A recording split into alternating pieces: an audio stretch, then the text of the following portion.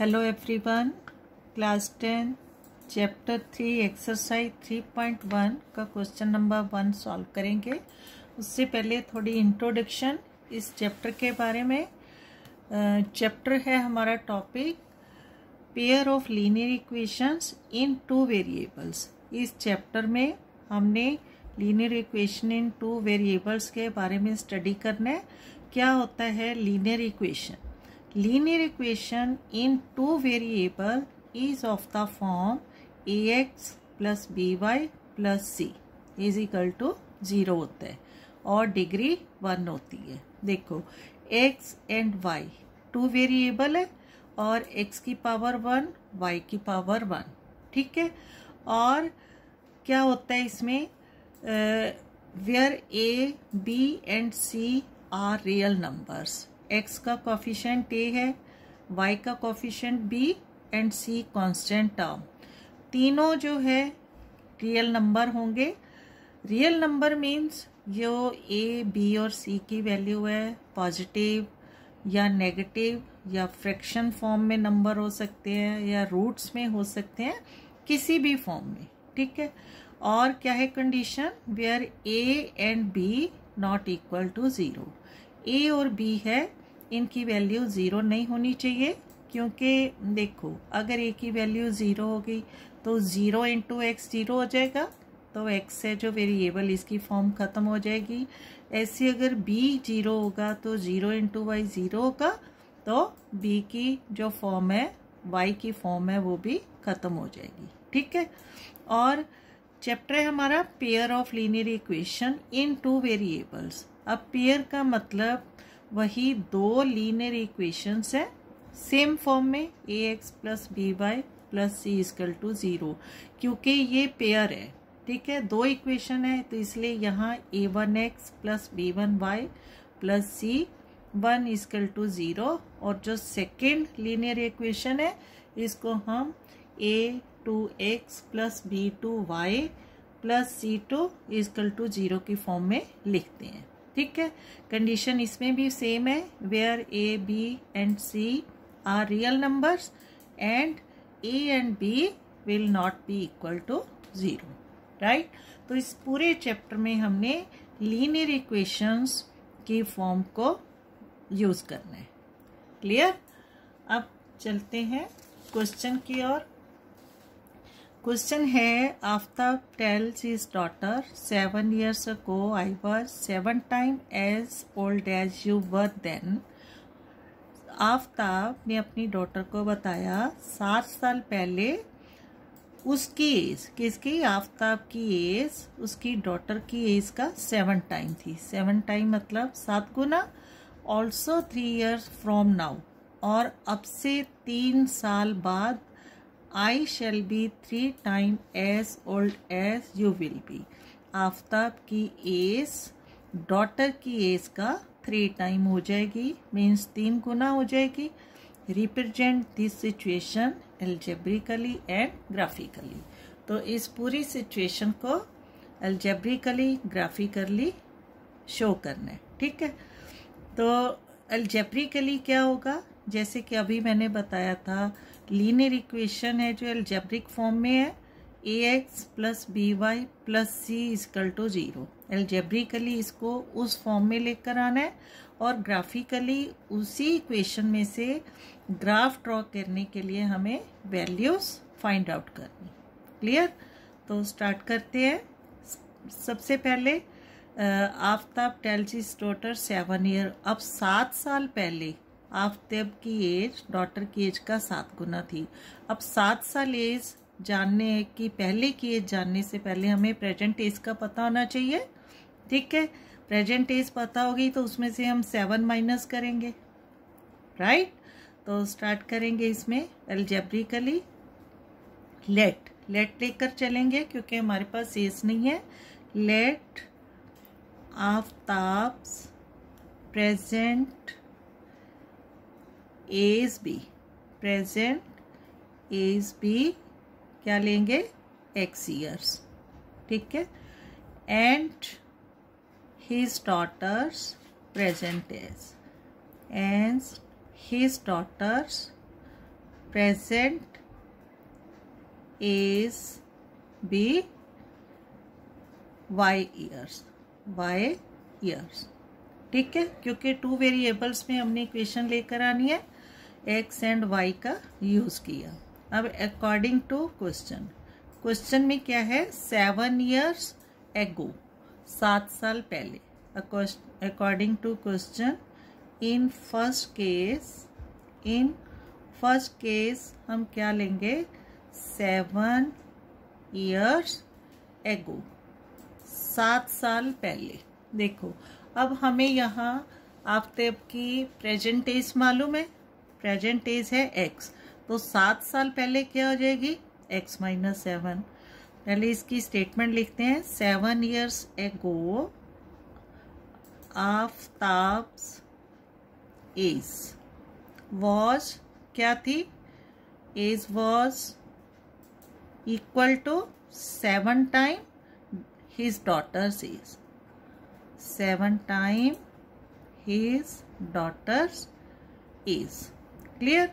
अब 7 year को Aftab age, present age x है तो -7 हो जाएगा, equal to daughter's age 7 years ago क्या हो जाएगी, y minus 7 and according to question 7 times, right.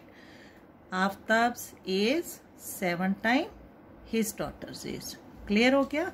अब इनको हमने सॉल्व करना है, x minus 7 equal to 7 into y 7y minus 7 7 the 49। अब ये दोनों टर्म्स को लेफ्ट साइड लेकर आएंगे, x minus 7 minus 7y minus 49 है तो इधर आके प्लस 49 इज इक्वल टू 0। अब x के बाद लेंगे वेरिएबल -7y। अब -7 प्लस 49 प्लस माइनस माइनस हो जाएगा, साइन प्लस का 49 माइनस 7 42 इज इक्वल टू 0। ठीक है। अब ये देखो ये किस फॉर्म में है, ax plus by plus c equal to 0। तो इसका मतलब ये क्या है, अलजेब्रिक रिप्रेजेंटेशन। ठीक है, हेंस क्या आ जाएगा, x minus 7y plus 42 is an algebraic expression।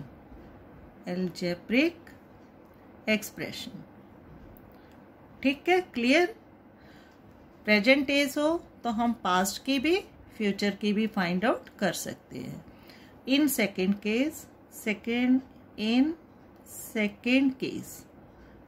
Case में वो क्या कह रहा है कि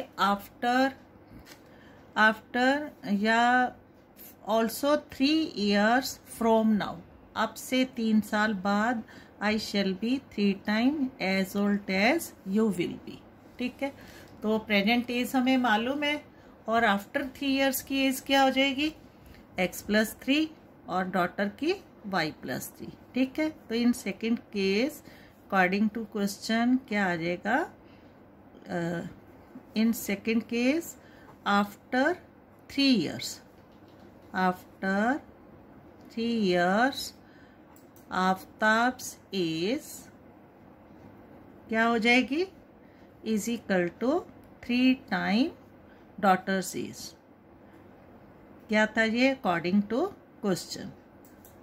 ठीक है, कंडीशन के अकॉर्डिंग है। तो आफ्ताब की age, present age plus 3 years x plus 3 into y plus 3। ठीक है, प्रेजेंट एज वाइज है, after 3 year y plus 3 according to condition 3 times। Clear.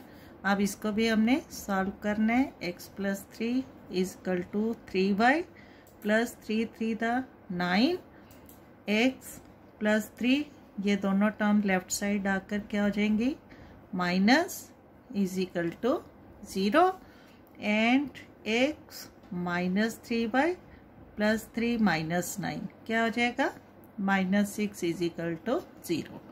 ठीक है, अगेन ये क्या है, ax plus by plus c linear equation की फॉर्म में है, तो यही लीनियर इक्वेशन ही क्या होगा, अलजेब्रिक एक्सप्रेशन। ठीक है, तो लिख देंगे hence here x minus 3y minus 6 is an algebraic expression, ठीक है, या रिप्रेजेंटेशन लिख सकते हैं। समझ आ गई? ये तो था हमारा क्वेश्चन के अकॉर्डिंग फर्स्ट अलजेब्रिकली रिप्रेजेंटेशन। अब हमने इसी को इक्वेशन को यूज करते हुए इसका ग्राफिकली रिप्रेजेंटेशन के लिए एक टेबल तैयार करना है, ठीक है। अब यहाँ फ्रॉम इक्वेशन, ये हमने इक्वेशन 1 ली है, तो यहाँ लिखेंगे फ्रॉम इक्वेशन 1। क्या है equation 1? x minus 7y plus 42 is equal to 0।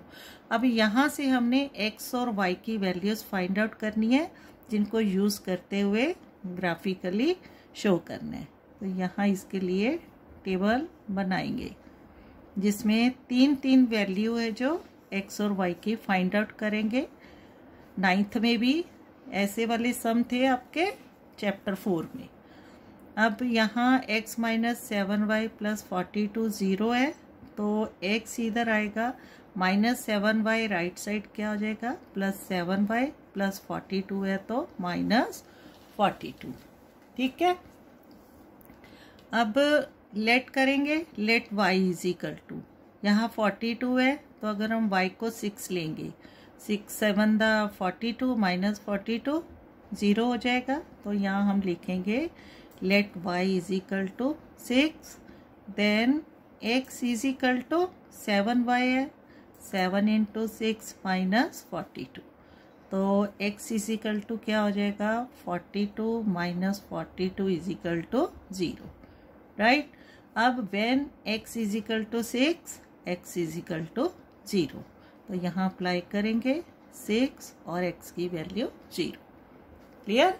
अब इसी तरह सेकेंड टाइम में हम क्या करेंगे, फिर से लेंगे let y is equal to 6 के बाद 7 ले लेते हैं, ठीक है, और y 7 है, तो when y is equal to 7 then x is equal to क्या हो जाएगा, 7y है, तो 7 into 7 minus 42 and x is equal to 49 minus 42 is equal to 7। तो क्या आ गया, when y is equal to 7 then x is equal to 7। तो यहाँ हम पुटअप करेंगे x 7 y 7। एक और वैल्यू लेंगे हम, let y is equal to next number 8 लेते। यहाँ हम फ्री हैं, अपने मन से y की वैल्यू कुछ भी पुटअप कर सकते हैं, अकॉर्डिंग टू ही x की वैल्यू आएगी, ठीक है। तो x is equal to 7y है, ठीक है, क्या हो जाएगा, 7 into 8 minus 42, x is equal to 56 minus 42 is equal to 14, clear. तो जब y की वैल्यू 8 है तो x की वैल्यू 40। ये हमारा ग्राफ के लिए जो पहला टेबल है वो तैयार हो गया। अब सेकंड जो टेबल है हमने सेकंड इक्वेशन में से लेना है। यहाँ से सेकंड अलजेब्रिक एक्सप्रेशन था, उसको इक्वेशन 2 का नाम देंगे, ठीक है। अब लिखेंगे फ्रॉम इक्वेशन 2 क्या है equation, x minus 3y minus 6 is equal to 0। तो इसके लिए भी हमें 3 वैल्यूज फाइंड आउट करनी है, जिसके लिए यहाँ टेबल लिखेंगे, ठीक है। Here x and y, x minus 3y minus 6 equal to 0 है, तो x is equal to 3y equal के इधर जाके क्या हो जाएगा, प्लस 3y, जो माइनस 6 है प्लस 6 हो जाएगा। अब फिर से हम y को ही लेट करेंगे, let y is equal to 0 लेते हैं, तो x इज इक्वल टू क्या होएगा, 3y है, 3 इंटू 0 प्लस 6 हो जाएगा, x is equal to 0 plus 6 is equal to 6, right. अब when y is equal to 0 x is equal to 6, ठीक है। ये फर्स्ट कंडीशन आ गई हमारे पास। Again let y is equal to 0 के बाद 1 लेते हैं, ठीक है। तो क्या आ जाएगा हमारे पास, x इजिकल टू 3 इंटू 1 हो जाएगा and plus 6, x equal to 3 plus 6 equal to 9। तो ये आ गया हमारा टेबल का second value, x9 y1, x9 y1, ठीक है। अगेन क्या लेना है हमने, y की value. Let y equal to 1 के बाद 2 लेंगे, तो x की वैल्यू क्या आ जाएगा, x equal to 3 into 2 plus 6 and x equal to 6 plus 6 equal to 12, ठीक है। When y equal to 2, x equal to 12, ठीक है, क्लियर। अब इन्हीं दो टेबल्स को हमने ग्राफिकली ग्राफ पर रिप्रेजेंट करने के लिए यूज करना है, ठीक है। अब इसका ग्राफ ड्रॉ करेंगे। ग्राफ के लिए यहाँ वैल्यूज नोट कर लेते हैं, ठीक है।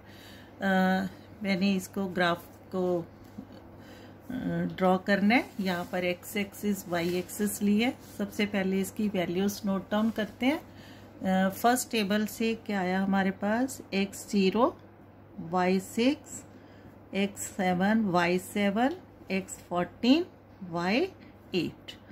और सेकंड टेबल से हमने क्या लिया, x इजिकल टू 6, ठीक है।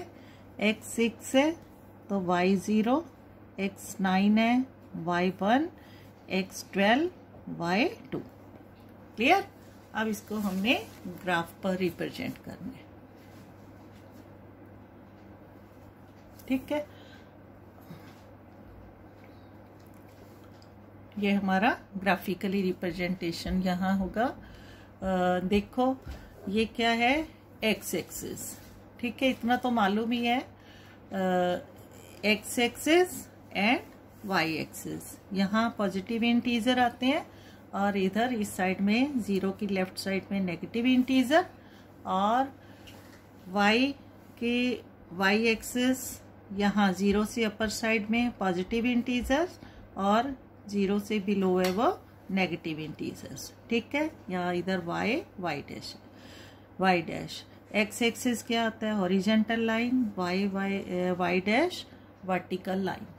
अब अकॉर्डिंग टू टेबल ग्राफ पर x 0 एंड y 6 है, ठीक है। x 0 है तो यहीं रहेगा और y 6 है तो यहाँ पर आएगा, ठीक है। मैंने एक स्केल को 2 यूनिट के इक्वल लिया है, यहाँ x एक्सिस पर भी और y एक्सिस पर भी। अब x 0 एंड y 6, तो यहाँ पॉइंट आएगा और यहाँ हम लिखेंगे, पहले x की वैल्यू होती है 0, 6 x एंड y, ठीक है। सेकंड में x भी 7 है y भी 7 है। अब ये x एक्सिस है 6, 8, तो 7 यहाँ होगा और y एक्सिस पर भी 7 वैल्यू है, 6, ये 8 है तो इसके सेंटर में 7 होगा, ठीक है। अब देखो यहाँ से 7 की लाइन चलेगी और यहाँ से भी 7 की लाइन, ठीक है। दोनों 7 पॉइंट से आकर यहाँ जो है लाइंस इंटरसेक्ट करेंगी, तो ये हमारा सेकंड पॉइंट होगा और वैल्यू लिखेंगे 7, 7 x एंड y, क्लियर।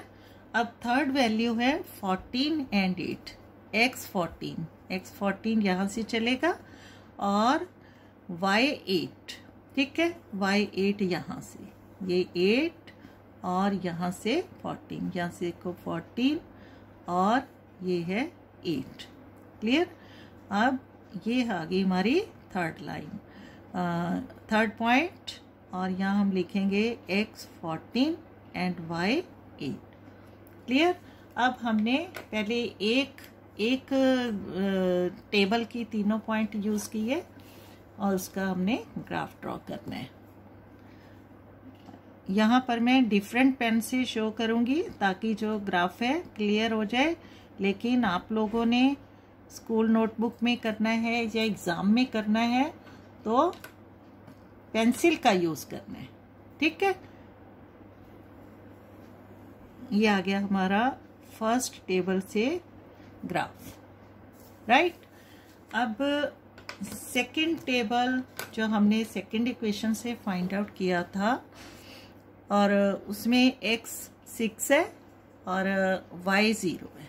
ठीक है, देखो x 6 y 0, x है जो x एक्सिस पर आएगा, क्योंकि y 0 है इसलिए जो फर्स्ट पॉइंट है यहाँ मिलेगा, और 6, 0। सेकेंड है x 9 एंड y 1, 8 और 10 है, इसके बीच में 9 होगा, 0 से 2 है, यहाँ बीच में 1 होगा, तो 1 यहाँ से चलेगा और 9 यहाँ से चलेगा, ये यहाँ पर आकर मीट होगा। ठीक है, तो यहाँ आ जाएगा 9, 1 सेकेंड वैल्यू, और थर्ड वैल्यू थी टेबल में 12 एंड 2, 12 और यहाँ से ये 2 आएगा, और यहाँ पर दोनों जो है लाइन ये यहाँ से आएगी, यहाँ से आएगी, यहाँ मिलेगी 12, 2। ठीक है, अब फिर से इनको ज्वाइन करेंगे। देखो अगर स्ट्रेट लाइन बन रही है तो इसका मतलब जो हमारा ग्राफ है वो सही डायरेक्शन में जा रहा है। ठीक है, इसको ज्वाइन करेंगे, इसको थोड़ा और एक्सटेंड करेंगे।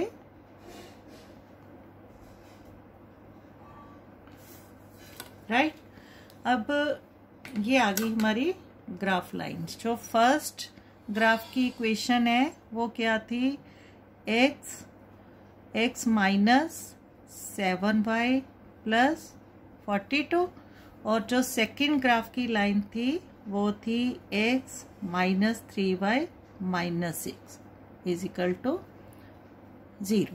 क्लियर। अब देखो ये जो ग्राफ है, अगर हम इसको भी एक्सटेंड करेंगे, इस लाइन को भी एक्सटेंड करेंगे, तो ये कहीं ना कहीं जाकर इंटरसेक्ट जरूर करेंगी। ठीक है, ग्राफ पर सबसे पहला पॉइंट क्या है, यहाँ 3 पॉइंट लेते हैं। देखो 2 पॉइंट से तो कोई भी स्ट्रेट लाइन बनेगी। अगर हम 3 पॉइंट लेते हैं, तीनों पॉइंट मिलकर स्ट्रेट लाइन बन रही है। ठीक है, तो यहीं से अंदाजा आता है जो हमारा ग्राफ का सॉल्यूशन हमने किया टेबल के लिए वो राइट जा रहा है। अब यहाँ देखो ये कहीं ना कहीं इंटरसेक्ट करेंगी। ठीक है, या ये पैरेलल लाइन होती हैं, या इंटरसेक्टिंग लाइन होती है, या फिर जिसको हम बोलते हैं कंसिस्टेंट, इनकंसिस्टेंट और डिपेंडेंट कंसिस्टेंट। राइट, तो ये था हमारा ग्राफिकली रिप्रेजेंटेशन।